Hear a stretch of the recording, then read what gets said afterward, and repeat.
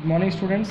अब हम डिस्कस करने वाले हैं इंडिफरेंस कर्व के बारे में और इंडिफरेंस कर्व की हेल्प से कैसे हम कंज्यूमर इक्विलिब्रियम अचीव करेंगे। इंडिफरेंस कर्व को हम हिंदी में कहते हैं तटस्थता तटस्थता समूह। ठीक है, अब इसमें कैसे हम कहते तटस्थ का मीनिंग क्या होता है? तटस्थ का मीनिंग होता है अपक्षपाती, यानी फ्री फ्रॉम बायस। किसी भी तरह के पक्षपात से जो फ्री होता है उसको हम इंडिफरेंट कहते हैं। ठीक है, तटस्थ। तो दो वस्तुओं तटस्थता जो कर्व जो समूह होता है वो क्या होता है? दो वस्तुओं के संयोगों का समूह जो होता है उसको हम बोलते हैं तटस्थता समूह। और इनमें क्या होता है, ये जो प्रत्येक समूह होता है तटस्थता समूह के अंदर वो उपभोक्ता को सेम लेवल ऑफ सेटिस्फेक्शन दे रहा होता है। यानी हर एक जो समूह होगा, जो कॉम्बिनेशन समूह में जो प्रत्येक कॉम्बिनेशन होगा या संयोग होगा, उससे क्या है, हमें सेम लेवल का संतोष प्राप्त करेगा कंज्यूमर। ठीक है, इसलिए इन संयोगों के बीच तटस्थ है, यानी कंज्यूमर क्या होता है? तटस्थ यानी इंडिफरेंट, कोई बिना पक्षपात के होता है। जैसे हम ये एग्जांपल लेते हैं, ये हमारी तालिका है जिसको हम बोलते हैं तटस्थता समूह। ठीक है, ये समूह हो गया, इसमें डिफरेंट कॉम्बिनेशन को ये रिप्रेजेंट कर रहा है। इसमें पहला कॉम्बिनेशन हमारा एक सेब लेगा, वो 10 संतरे लेगा। फिर दूसरे में 2 सेब लिए, 7 संतरे लिए। फिर इसी के साथ हमने 3 सेब लिए, उसमें 5 संतरे लिए। तो ये कॉम्बिनेशंस आ गए। अब इसमें एजम्पशन क्या ली जाती है कि ये हर एक कॉम्बिनेशन पे सेम लेवल ऑफ सेटिस्फेक्शन जो है कंज्यूमर को मिल रहा होगा। ठीक है, तो इससे क्या होगा कि जो ए से जो प्राप्त संतुष्टि का जो स्तर होगा, यानी संयोग ए को ले रहे हैं, इससे जो संतुष्टि मिल रही है वही सेम लेवल की संतुष्टि बी संयोग से मिलेगी, वही सेम लेवल की सी से मिलेगी, वही सेम लेवल की डी से मिलेगी। और इसी प्रकार कोई और कॉम्बिनेशन बनाया हुआ है तो वो भी हमें सेम लेवल का सेटिस्फेक्शन देगा।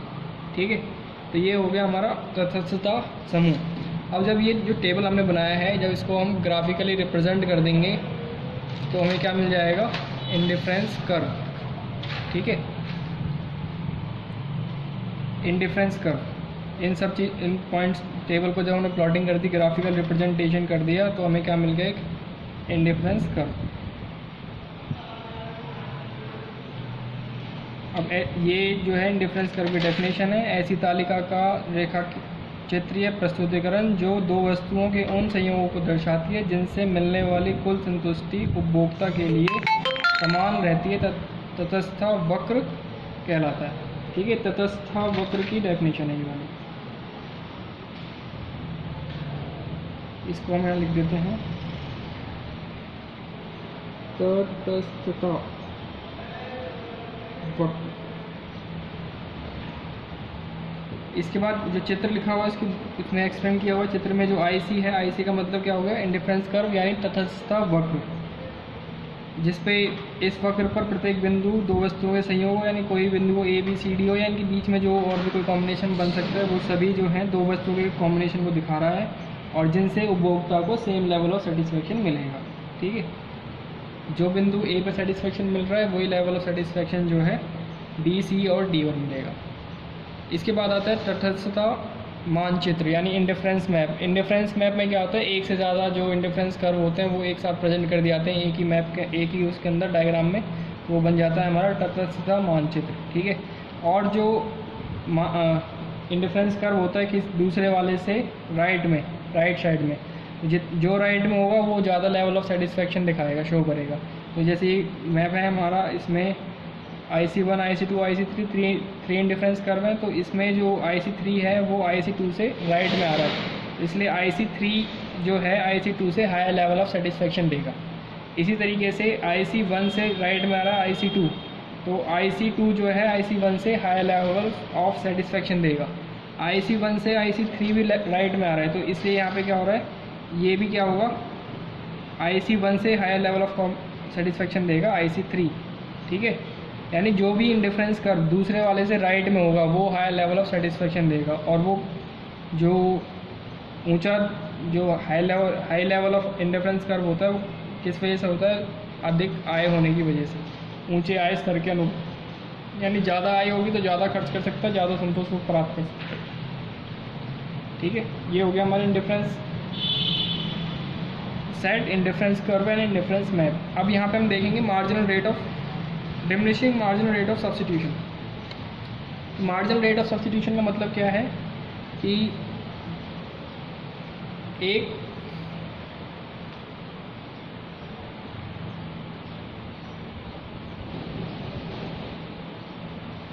कमोडिटी की जगह दूसरी कमोडिटी को खरीदने के लिए जो कंज्यूमर जिस लेवल पे जितने लेवल पे तैयार होता है उसको मार्जिनल रेट ऑफ सब्स्टिट्यूशन एक तरीके से कहा जाता है छोटे उसमें। लेकिन अब इसको थोड़ा एक्सप्लेन करके हम बताने की कोशिश करते हैं।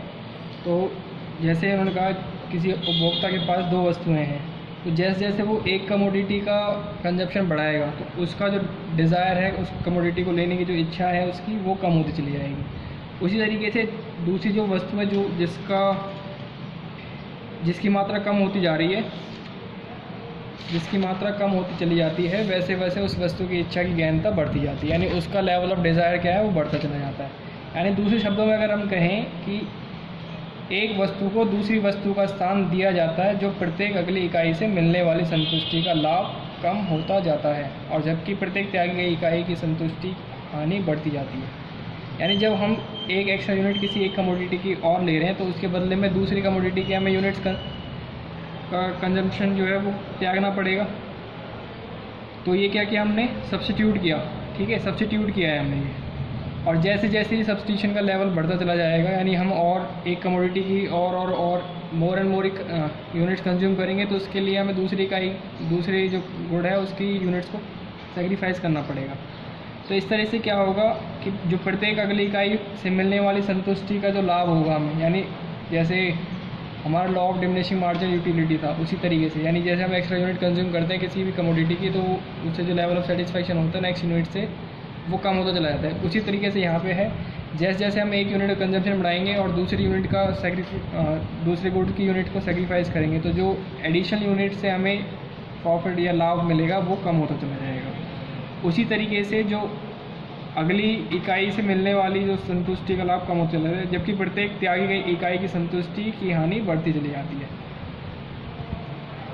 और परिणाम स्वरूप क्या होता है कि उपभोक्ता जो बार बार किसी एक वस्तु की एक इकाई के लिए दूसरी वस्तु की एक इकाई को त्याग करने के लिए तैयार नहीं होगा, और इसके बदले वह क्या करेगा, वस्तु एक की प्रत्येक अगली इकाई के बदले में वस्तु दो की कम इकाई त्याग करने को तैयार होगा। और फिर जैसे जैसे एक वस्तु पहली वस्तु की इकाई बढ़ती चली जाएगी, वैसे वैसे वह दूसरी वस्तु की कम इकाइयों को त्याग करने के लिए तैयार होगा। और इसी प्रवृत्ति को हम क्या कहते हैं,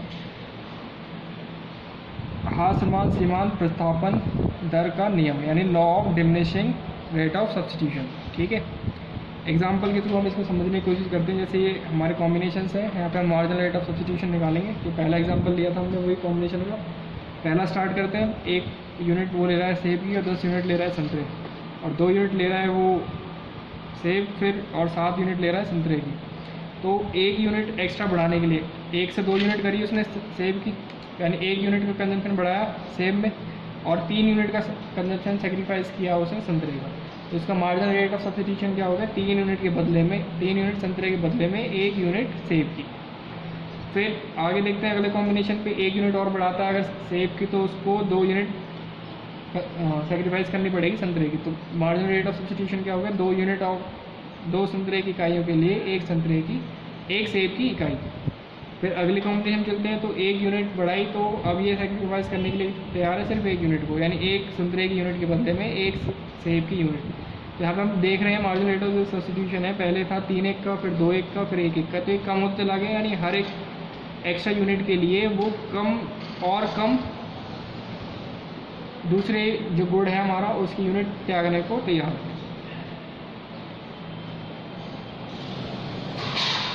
तो ये सब चीज़ें मैंने यहाँ पे इसमें लिखी हुई हैं एक्सप्लेन करके।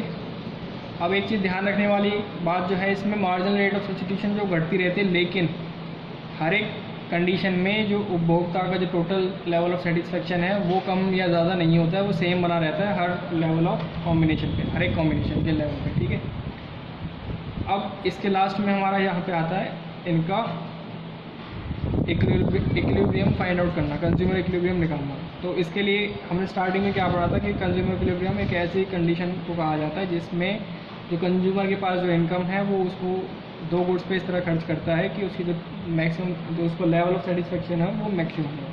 ठीक है, तो इसको इस स्थिति को हम किस तरह से इंडिफरेंस करो बजट रेखा की हेल्प से कैसे शो कर सकते हैं वो हमने नीचे देखते हैं।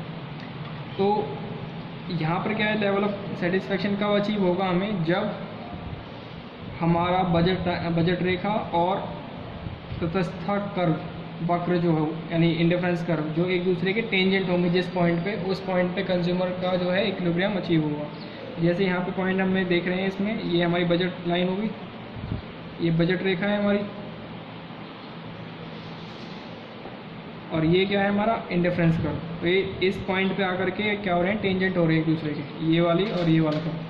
तो ये पॉइंट क्या है हमारा कंज्यूमर इक्विलिब्रियम का पॉइंट है। इस पॉइंट पे इतनी क्वांटिटी जो है वो खरीद रहा है हमारे गुड 2 की, और इतनी क्वांटिटी जो है खरीदेगा गुड 1 की। ठीक है,